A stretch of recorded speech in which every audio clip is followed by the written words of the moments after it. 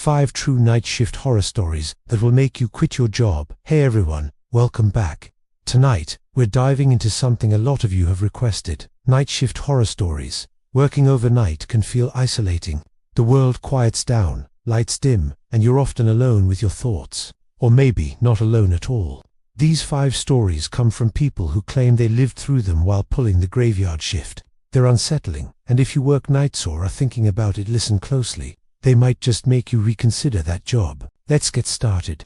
The security guard in the empty department store. My name is Alex, and for about 2 years, I worked as a night security guard at a large department store in a mid-sized city. The shift was 10 p.m. to 6 a.m., mostly patrolling empty aisles, checking cameras, and making sure no one broke in after closing. The place was huge, 3 floors, endless racks of clothes, furniture sections, electronics. During the day it was chaotic, but at night, dead silent except for the hum of the AC and the occasional creak of the building settling. One night, around 2:30 a.m., I was on the 2nd floor doing my rounds. The lights were dimmed to save energy, just enough to see where I was going.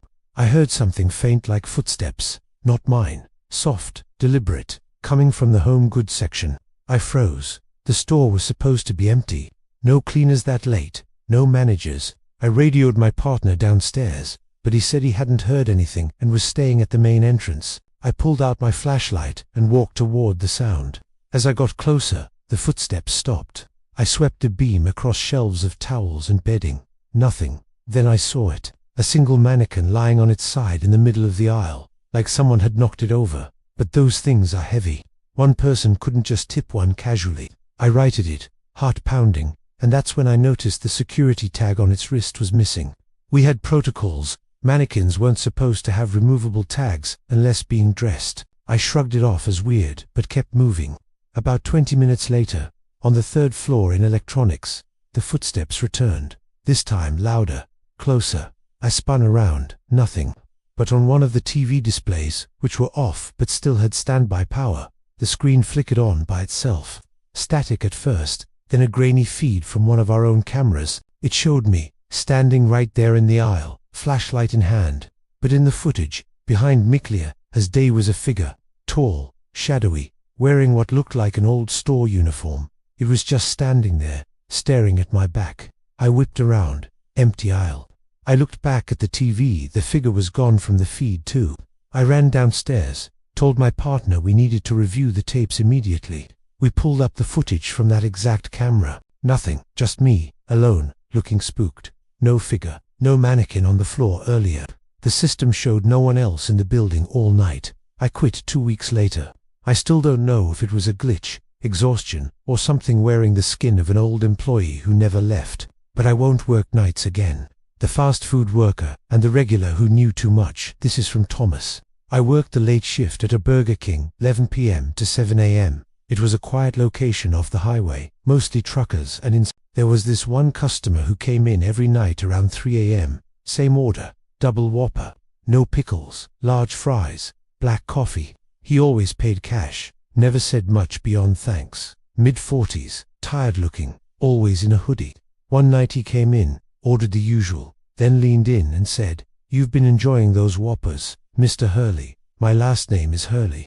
I never told him that. I laughed nervously, said something like yeah, employee discount. He just smiled to wide and left. Next night, same time, same order, but this time, "How's your mum doing, Thomas?" "Still in recovery from that hip surgery." I froze. My mum had surgery 6 months earlier. I hadn't told anyone at work, not even co-workers. I asked how he knew. He shrugged. I pay attention. I started dreading 3 a.m. He kept dropping details. My sister's new baby, the apartment number I lived in, even a fight I'd had with my girlfriend over text that week. Things no one should know. One night I called in sick to avoid him. My manager said a guy had come in asking for me by name, seemed upset I wasn't there, described him perfectly. The next shift I worked, he didn't show.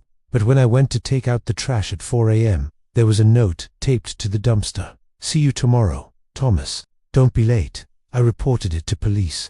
They said without threats, not much they could do. I quit the next day.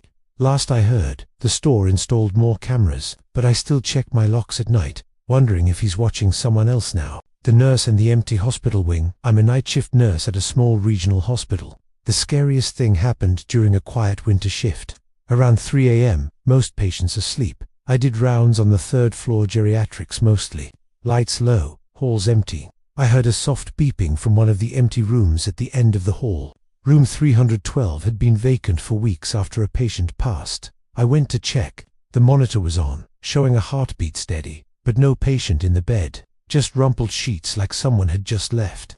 I turned it off, figured a glitch. As I walked back, I passed the nurse's station mirror. In the reflection, behind me, every bed in the wing had a figure sitting up, old patients, staring straight ahead. Dozens of them, pale eyes wide. I spun around, hall empty, beds empty. I looked back in the mirror, they were gone. My coworker came up, saw me pale. "You okay?" I told her what I saw. She went white. "I saw them too, last week. Thought it was fatigue. We checked logs, no one in those rooms." But the next night, a new admit in 312 coded at 3:17 a.m. We couldn't save him. I transferred departments. Some nights, I still hear that beeping in my head. The warehouse stocker and the crawling shadow. I stocked shelves overnight at a big box warehouse store. Long aisles, high racks, forklifts silent. One night, 1 a.m., I was in the toy section. Heard a scraping like something dragging across the floor. I thought a box fell. Went to check. In the shadows between shelves, I saw movement, low to the ground, like someone crawling, fast. I shone my light, nothing.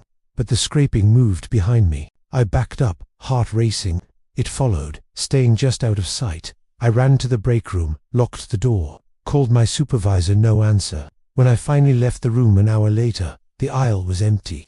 But on the floor, small handprints in the dust, like a child had crawled through. We don't allow kids overnight. Next shift, same thing. Crawling sounds, always behind racks. One night it got close enough I felt breath on my neck. I quit without notice. Heard later another stalker saw the same, described it as something small that didn't want to be seen. I don't shop there anymore. The hotel desk clerk and the guest who never checked out. I worked front desk at a budget motel off the interstate. Graveyard shift, 11 p.m. to 7 a.m. Mostly quiet, except the occasional drunk or late traveler. One stormy night, a man checked in room 217, paid cash, no ID, said his name was Mr. Ellis. Looked normal, but his eyes were off, like he was looking through me. Around 2 a.m., the phone rang. Room 217, I answered. Heavy breathing. Then a whisper, "Help me, he's here." I thought prank, but then the line went dead. I checked the camera feed, door to 217 closed. No one in hall.